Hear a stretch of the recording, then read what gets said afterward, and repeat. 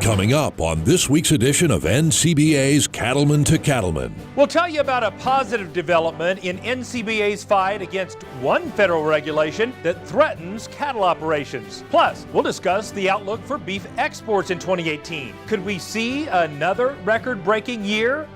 Now, from the Denver headquarters of the National Cattlemen's Beef Association, it's NCBA's Cattlemen to Cattlemen.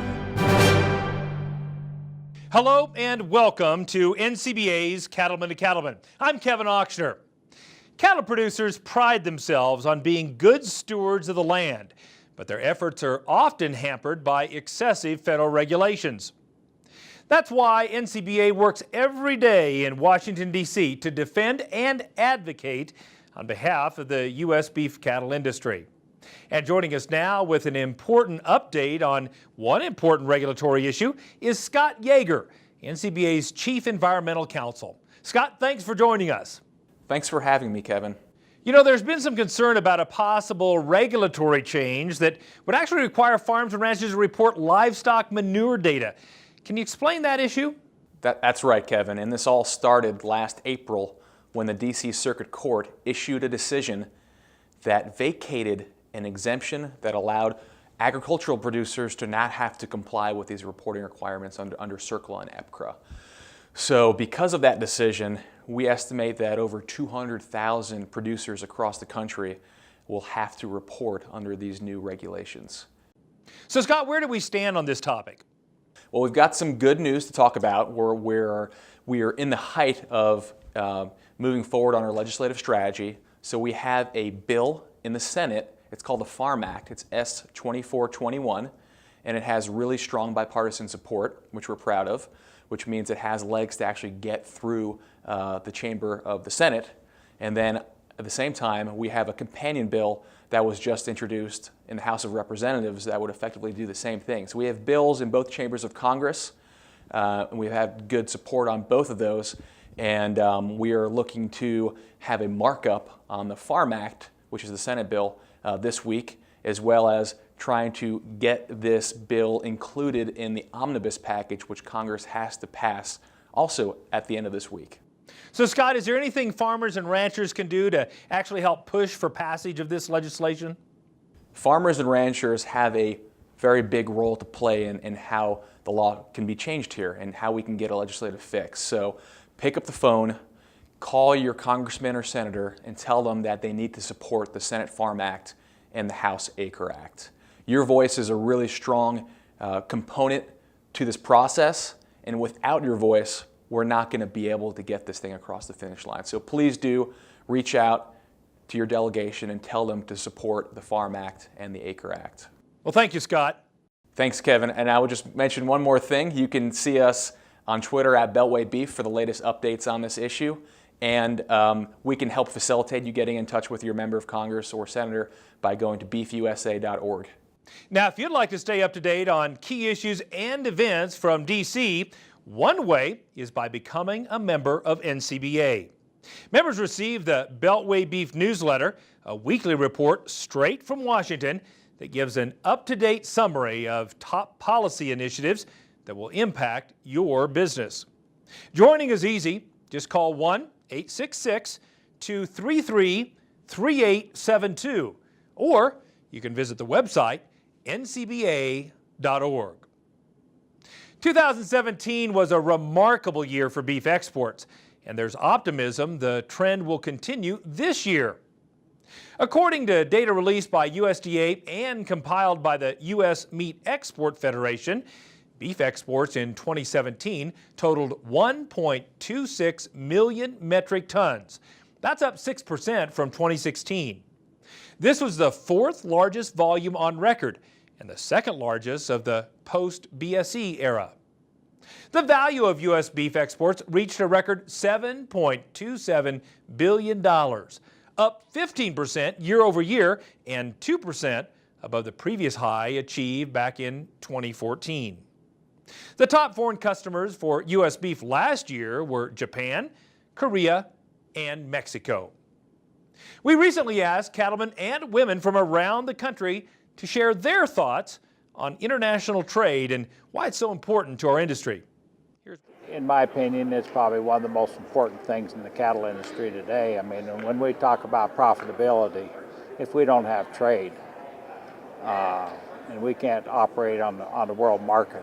Exports and international trade is important for us as a beef producer. We do, Wolf Cattle itself does a lot of NHTC cattle, and it's very important to us that export and trade keeps going and that we can continue to export our cattle.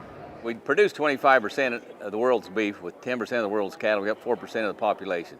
Do the math on that. That's why we need trade, and them figures may be off a little, but basically we got to export to stay in business. I think it's vital, because if we don't have that international trade, then who's going to buy our cows? You know, we can supply for the nation, but ultimately our beef's going worldwide, and the better the trade with the world, the better the prices for us, and the more we get to share our product with everybody. We have a great story to tell here, and sometimes I feel that we're lacking in telling that story to that international clientele.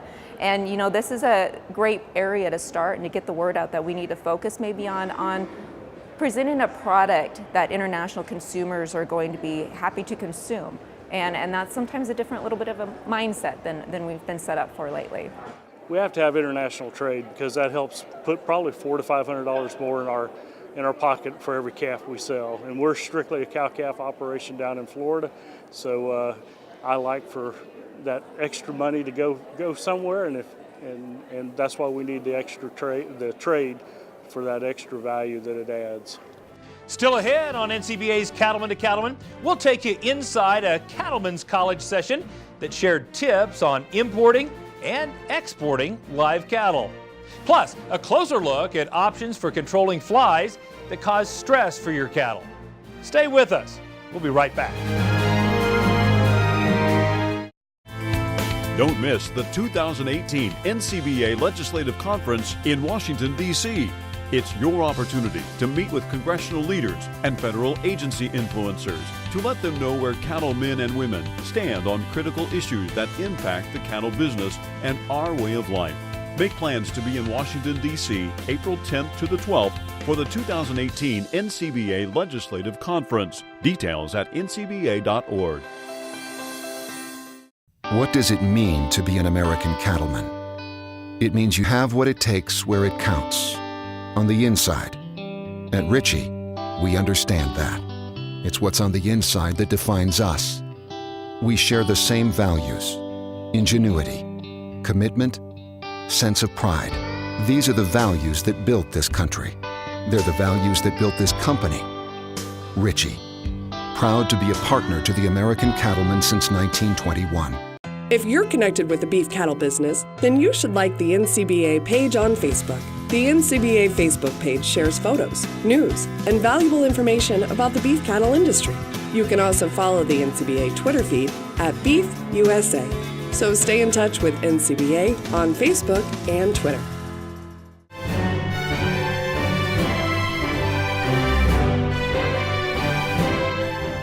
Welcome back.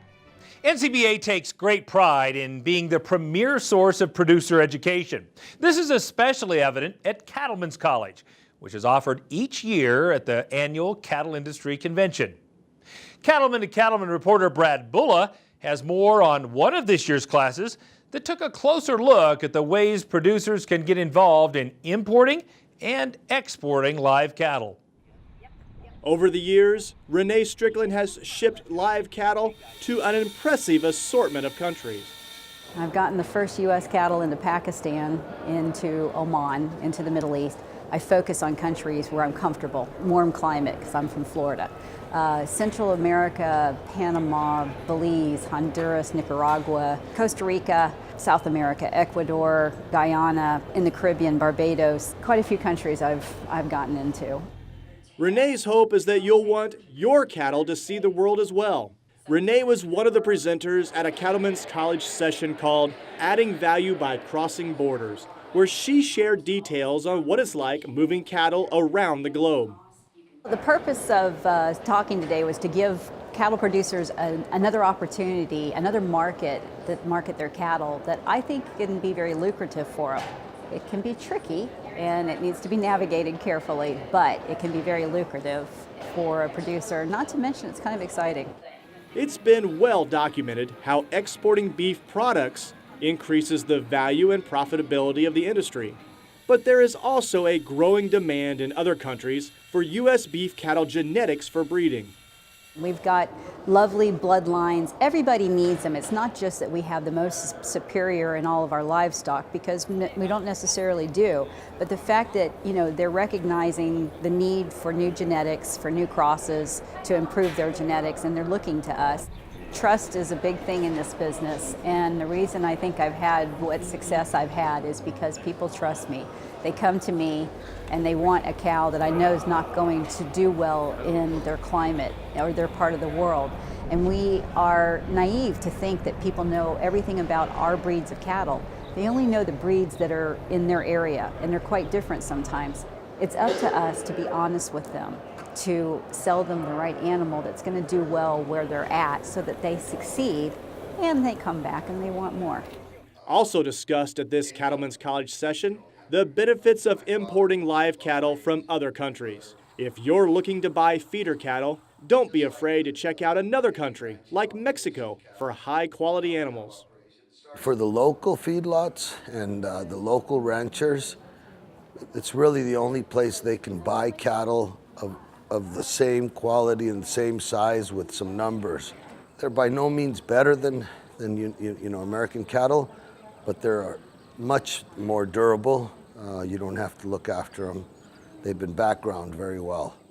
Whether you're importing, exporting, or both, it's important to remember that working with another country is a little more complex than buying or selling with your neighbor. You've got to deal with unique government regulations, health requirements, and inspection challenges. Don't do it alone. Get an exporter to work with you and your veterinarian. And it takes quite a little team. You've got truckers and veterinarians and USDA people. There's a whole bunch of people that put one of these together, but don't try to do this by yourself. This increasing demand for live cattle is being driven by the continued population growth around the world and our need to feed an estimated 9 billion people by the year 2050. It's all about improving genetics around the world and finding better ways, more efficient ways to feed the masses down the road. That's what everybody's after. Reporting from Cattlemen's College in Phoenix, I'm Brad Bullough for NCBA's Cattlemen to Cattlemen. If you are unable to attend the 25th Annual Cattlemen's College in Phoenix, or if there was a class you missed that you really wanted to see, the good news is all the sessions were recorded and will be available for viewing online. Just visit ncba.org for all the details. Still to come on Cattlemen to Cattlemen, see how a pair of Missouri operations are dealing with flies to help make their cattle more comfortable. Don't go away. We'll have more right after this. There is a new world out there, revealing itself in unpredictable ways. A world that demands more from the land and those who grow, farm, and build on it. This new world calls for the ingenuity to get more out of it, while preserving as much as we can. After all, to stay ahead of tomorrow, we need to be equipped for it today.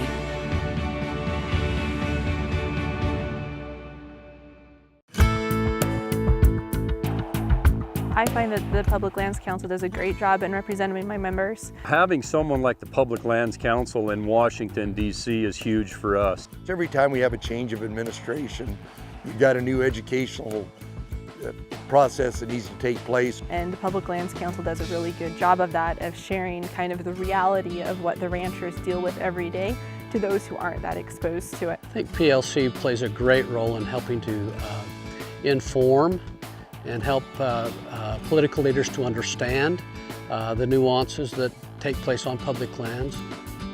We obviously can't get away all the time to go to Washington, D.C. and to argue these issues. There are very, very few groups as small as the public land ranchers in the West that have a track record where they were that effective.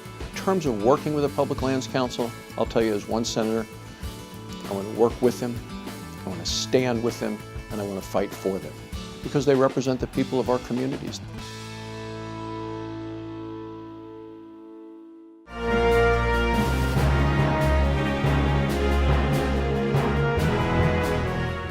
Welcome back. Flies are not only a nuisance, but they're costly to cattle producers.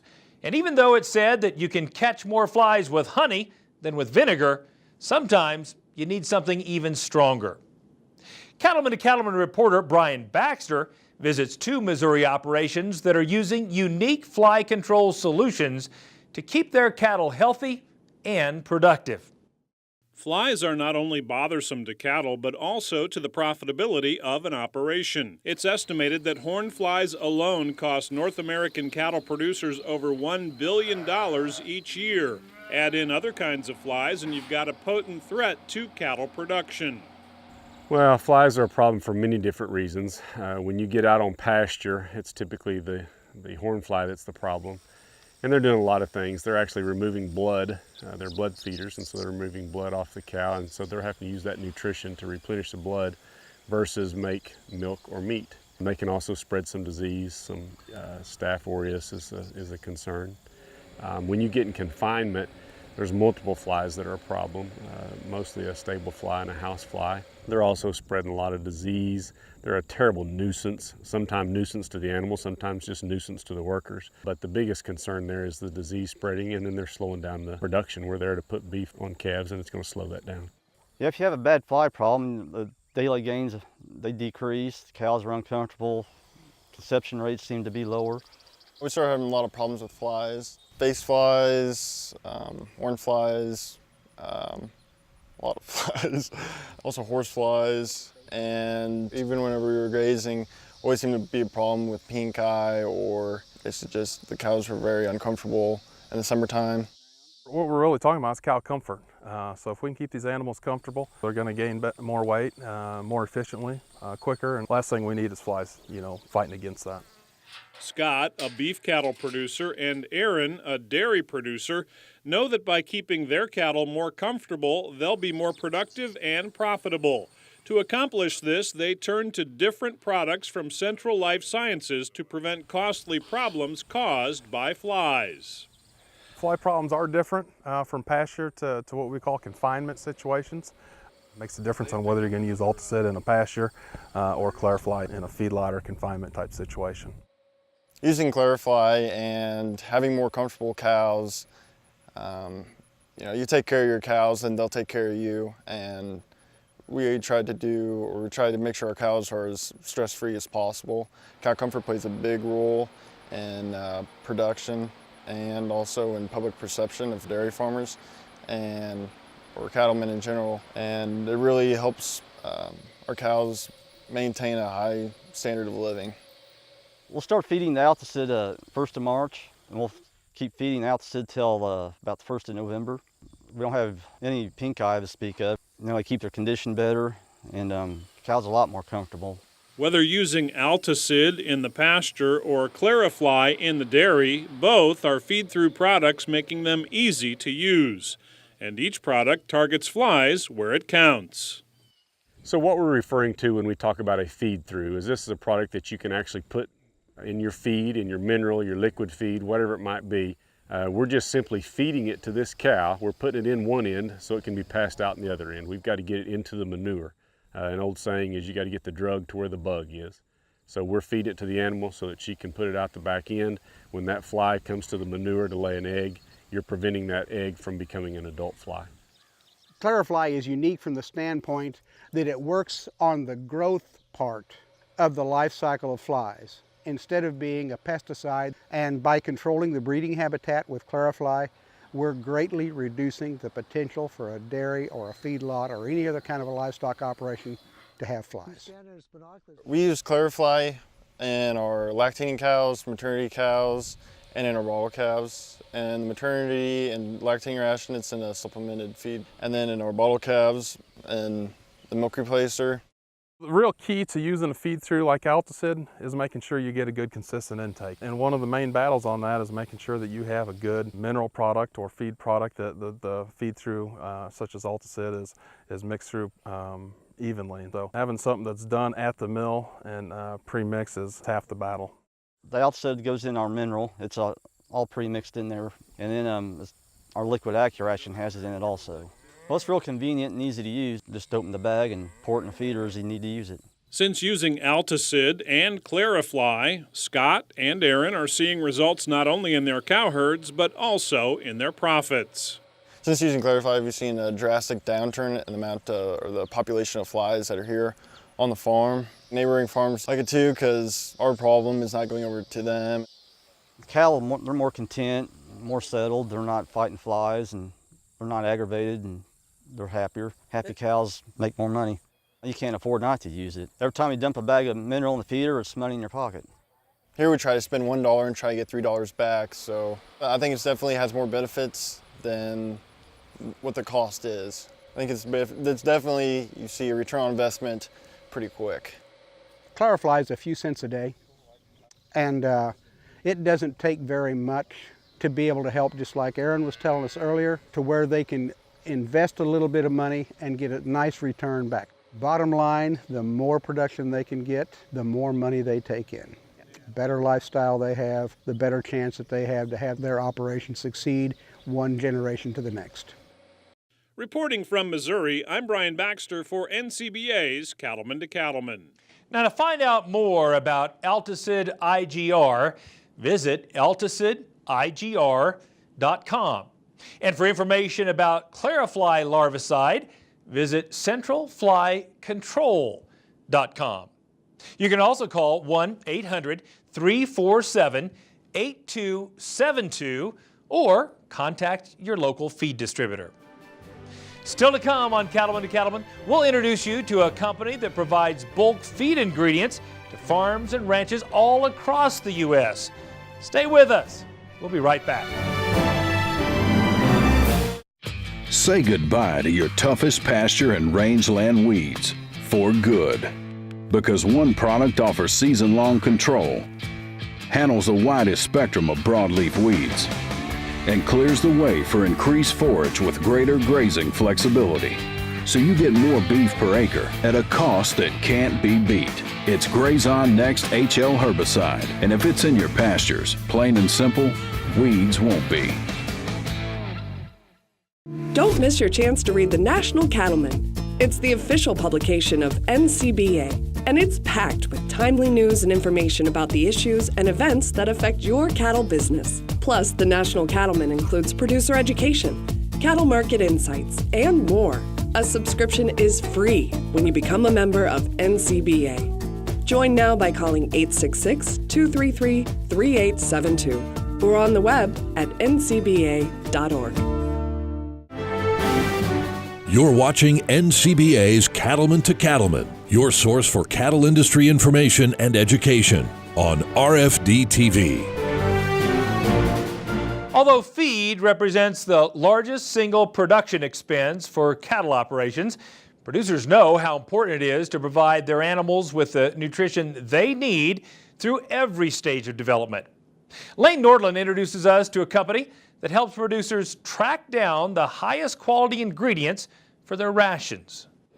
The NCBA trade show is truly full of opportunities for cattlemen and women to meet suppliers of agricultural products to help making getting the job out on the ranch done easier. And feed options are also very important out on our operations. And joining us here today is Chris Van Olinda with Commodity Specialist Company. And you were able to talk with cattle producers about the forage products that you provide the industry. Let's talk a little bit more about the conversation you had with producers. Well, a lot of the producers that come by have started doing their own mixing. Classically, a lot of producers have just bought feed at the feed mill, and that's fine. But as they get bigger in the byproduct feed situation, distiller's grain, for instance, it becomes more and more available. They want to do more and more on-farm mixing. And that's where our company comes in. We are in the business of providing bulk feed ingredients to farms and ranches across the United States. Now, Chris, one thing about cattle, they can utilize almost anything, and one product, of course, is barley, and you have a great relationship with a lot of breweries out there. That's true.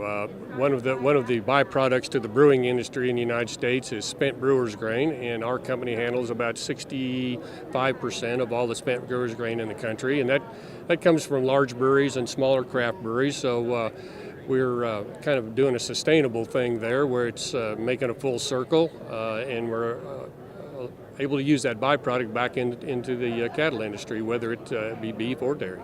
And that word sustainability, I think that is one great thing out there, how we can use multiple aspects of agriculture to help continue on the next process of agriculture. What are some of those other products you reuse, we could say?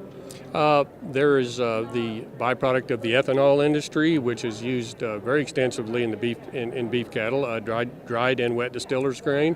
Soybeans are crushed to make soybean oil, and what's left over there is soybean meal and hulls. Cottonseed oil, same thing, cottonseed meal, cottonseed hulls. So there's numerous products that come out of the food chain that the cattle can actually utilize very well, and most generally a little less expensively too. Now, throughout the year, what are some of the suggestions you have for producers that are feeding these different types of products? When is it more relevant, one product versus the other? I'd like to explain to my customers that they probably need to take a look at doing some contracting, forward contracting for their wintertime feed needs. I'd start looking in July. Historically, people have liked to look into October, but you might be a little behind the curve at that point. So yeah, I would try to figure out what I was going to need for the winter time and start doing some pricing. And again, we do forward contracting, so that would be the time I'd look for my winter feed needs would be in the early fall. Chris, if our viewers would like to get a hold of you for information on your commodities or that forward contracting you provide as well, where can they find you online and maybe your telephone? I have a 800 number, 800-767-2922. And as far as an online presence, we have a website that is www.csc-world.com. Well, Chris, thanks for joining us here today, and there's nothing like fattening up those calves to make sure we have a nice steak at the end of the day. Kevin, back to you. One of the highlights of the Cattle Industry Convention is the Best of Beef Awards ceremony, honoring a variety of individuals and companies that are doing outstanding things in the beef industry. From Beef Quality Assurance Award winners to those who excel in advocating for the beef industry, there were a variety of winners on hand.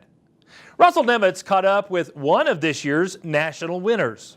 Well, things here at the Best of Beef Awards program have just wrapped up, and this year the Swan Leadership Award was presented. Now keep in mind, this particular award isn't always given out on a regular basis, but it sure is when we have deserving recipients like 2018's recipients, John and Dee Lacey from Paso Robles, California. And John and Dee, what a tremendous award to receive in front of your fellow cattlemen and cattlewomen. John, I'll start with you because you served two different capacities, one as president of the National Cattlemen's Association, and then you served as president of the National Cattlemen's Beef Association after the merger. What's it like to receive this award? It's just a privilege. It's something that you don't ever think about. But if you have the opportunity to mix with all the people in our great industry, and you're able to have the opportunity to serve and represent them, it's something that goes with your life throughout. And we're very, very privileged, both Dee and I, to serve this industry in the capacity that we did. Absolutely, and the industry is very privileged to have you serve in those capacities. Now, while you were working on the policy side, your wife decided to take some leadership roles as chairman of the Cattlemen's Beef Board, promoting this great protein we raise across the land. And same question for you, Dee. I mean, what's it like to receive the Swan Leadership Award? Well, it's great. To give it to us as a couple is, very nice because I think we worked very hard together. John always supported me. I think I was pretty supportive of him. But the Swans were a big part of our life. And I think the fact that George followed in Bill's footsteps was always, Bill was very proud of him when he became president. And, we were kind of flabbergasted that, that the executive committee and that they would vote and pick us to do it. So we're just terribly honored. You know, John, what do you think about this Best of Beef Awards program? I mean, isn't it kind of a great way to celebrate and showcase just all the hard work a lot of folks across the U.S. beef cattle industry from different supply chains are doing? I think that's very true, and I think it gives incentive to a lot of our young folks that we're going to look for their leadership in the future. So consequently, this is a good kickoff to anyone who comes to the convention and has the opportunity to see what other people may have accomplished through their representation of our beef industry. And Dee, I'll just kind of wrap things up with you. I mean, what do you think about the importance of cattlemen and cattlewomen belonging to an organization like the National Cattlemen's Beef Association, supporting the Beef Checkoff program and all the hard work behind research and promotion that those checkoff dollars are doing every year on behalf of all of us? Well, John and I support the membership award we give them in California because we believe it's the lifeblood of any association. And our son is following in our footsteps and is an officer in the state of California. So I think it's terrific. I can't believe how many young people are here. There's a little, we had a past president's dinner last night where some of the old timers got together, and we were saying it is amazing how many have shown up and awarding them today. That's all we saw up there was young families, so it was really fabulous. Well, I tell you, it will rejuvenate you and get your blood a-pumping. If you've never been to the Best of Beef Awards program here at the annual convention, you need to. Again, congratulations to John and Dee Lacey of Paso Robles, California, this year's Swan Leadership Award recipients. By the way, to learn more about Best of Beef and all the awards, or if you'd like to submit an application or even nominate someone, visit ncba.org. With that, we'll go ahead and send it back to you. There are many great reasons to join NCBA, including the chance to read the National Cattlemen. It's the official publication of NCBA and provides timely news and articles about the issues and events affecting the beef cattle industry. A subscription is included free of charge when you become a member. Just call 1-866-233-3872, or you can visit the website ncba.org. Still ahead, see how one Kentucky cattle producer uses John Deere equipment to turn out high-quality hay. And we'll check in with the always entertaining Baxter Black. Stay with us. Do you know all you need to about working cattle? Did you know there are proven methods that can reduce stress for the animals, for you and your crew? Now there's an easy way for you to learn from the experts who can help sharpen your stockmanship and stewardship skills. In interactive sessions, you'll learn better ways to work cattle more efficiently, skills that can help put more money in your pocket. Find out more and locate an upcoming event near you at the website stockmanshipandstewardship.org.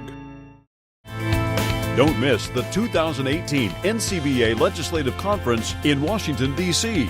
It's your opportunity to meet with congressional leaders and federal agency influencers to let them know where cattlemen and women stand on critical issues that impact the cattle business and our way of life. Make plans to be in Washington, D.C. April 10th to the 12th for the 2018 NCBA Legislative Conference. Details at ncba.org.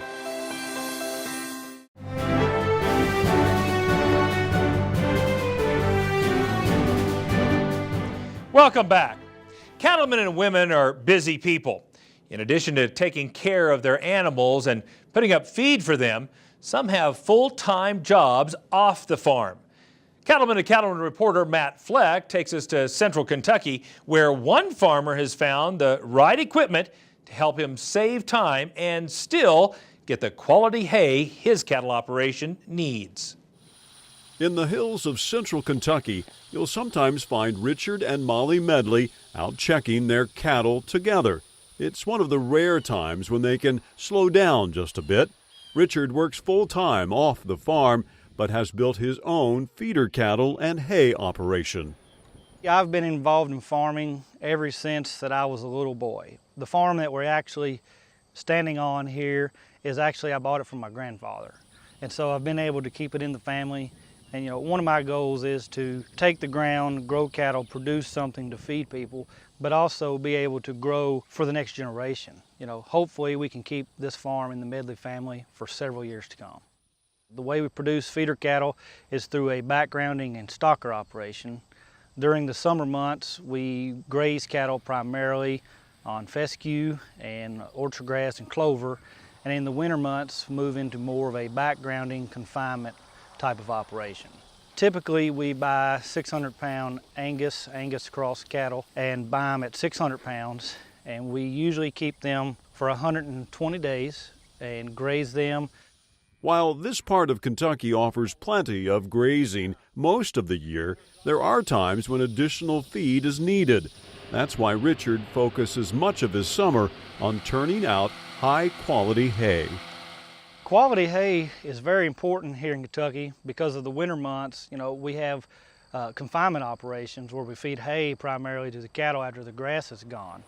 So we want to have quality hay because it directly impacts our bottom line and our cattle weight gain. Putting up hay means you and your equipment have to be ready to go when the weather is right.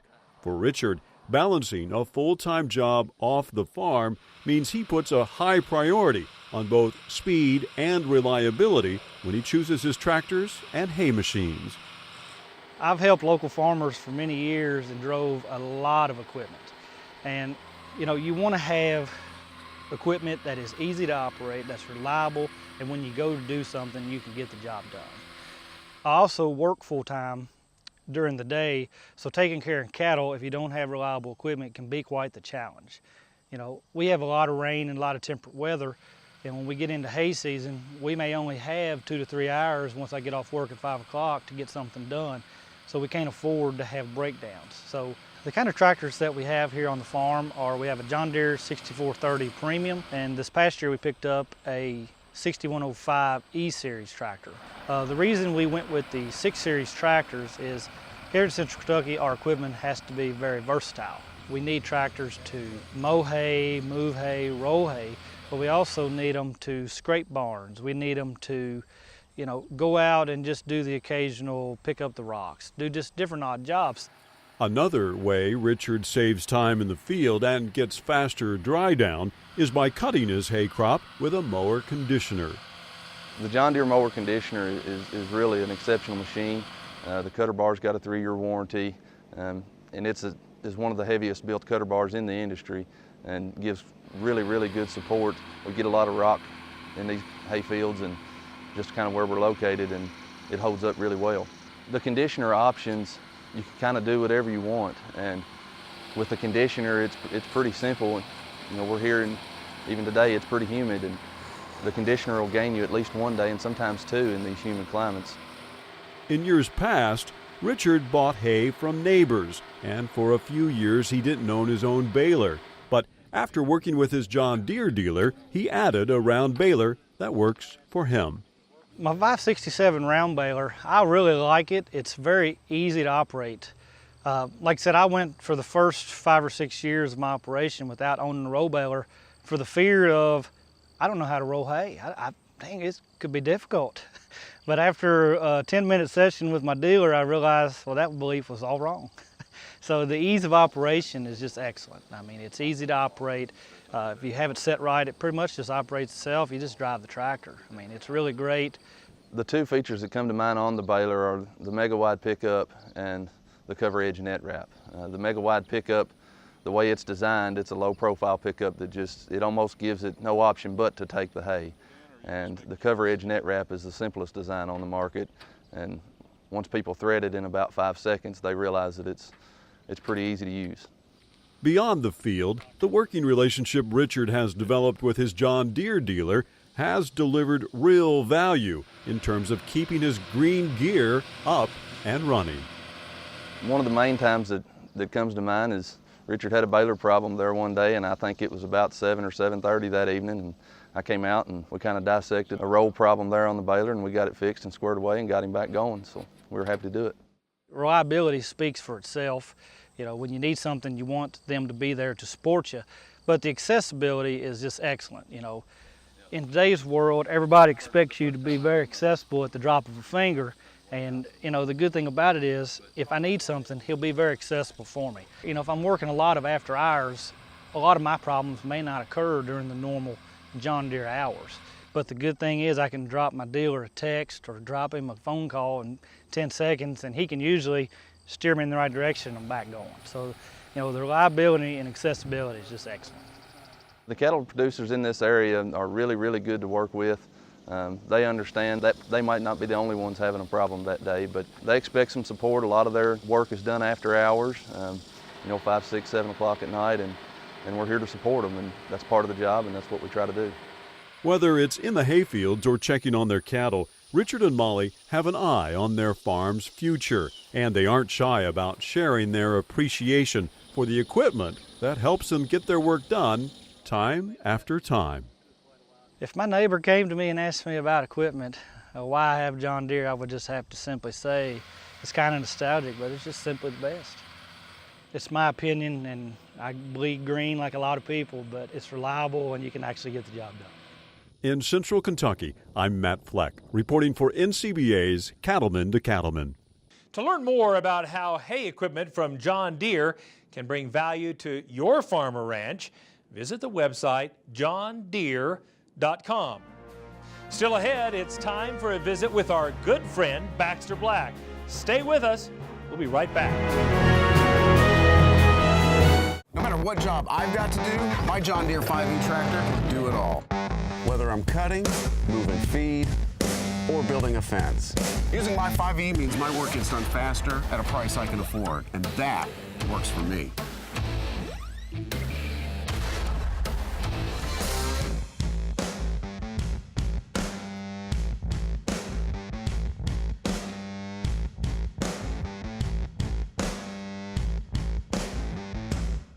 When a new calf hits the ground, his clock starts ticking. A belly full of colostrum gives him his best odds, but if he doesn't get any, his time starts running out. That's when you grab a bag of Oxford Ag Colostrum in their patented feeding system. Fill them with warm water, shake it to mix, feed it with a tube or nipple, and you are done. No bucket, no bottle, no mess, and right on time. Get yours at oxfordag.com. Costs less than a dead calf. Did you know that Prefert makes over 1,000 different farm, ranch, and rodeo items? And now, thanks to Prefert Direct, it's easier than ever before to get access to every item Prefert makes delivered direct to your local dealer. For more information about Prefert Direct, visit us at prefert.com. Prefert, America's #1 name in farm, ranch, and rodeo.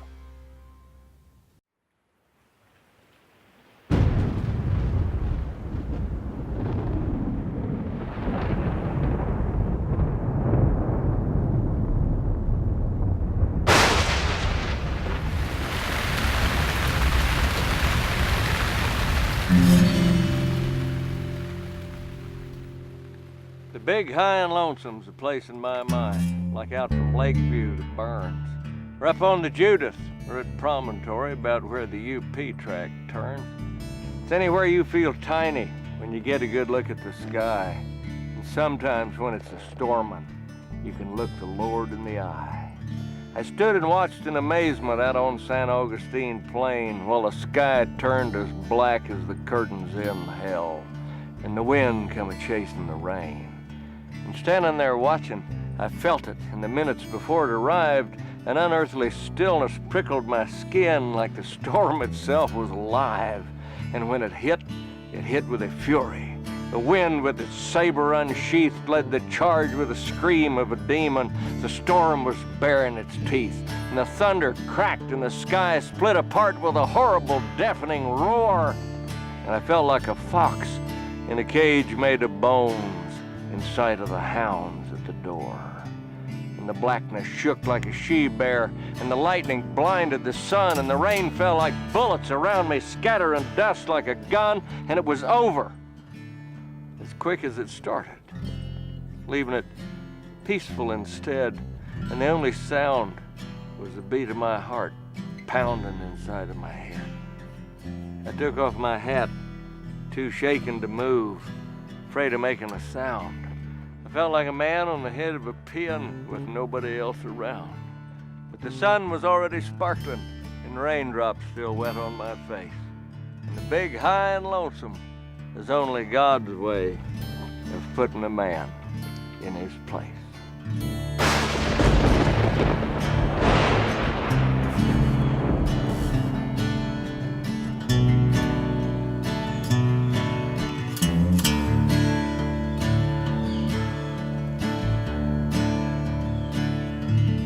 Baxter Black from out there.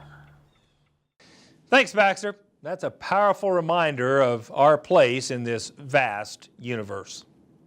Want to watch an episode of Cattlemen to Cattlemen or catch up on anything you've missed?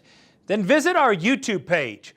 You'll find replays of all of our shows filled with educational segments and producer profiles from around the country. It's also another chance to see Baxter Black. So check us out at youtube.com/Cattlemen to Cattlemen. We'll have more after this. Public land issues are somewhat unique.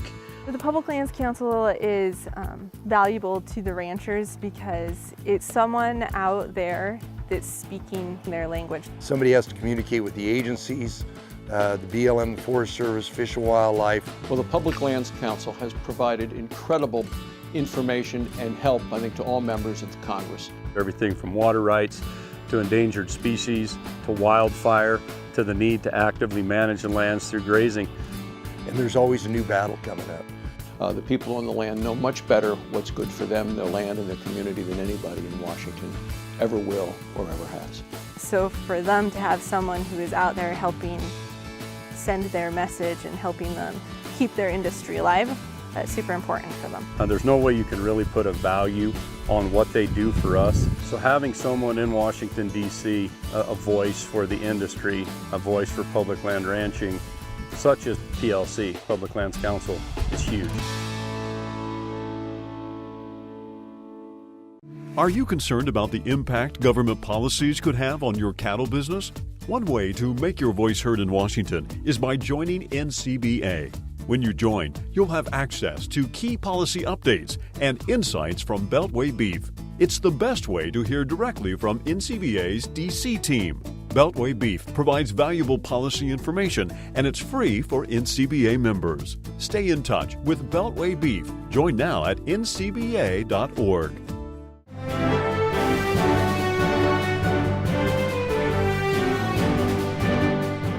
Welcome back.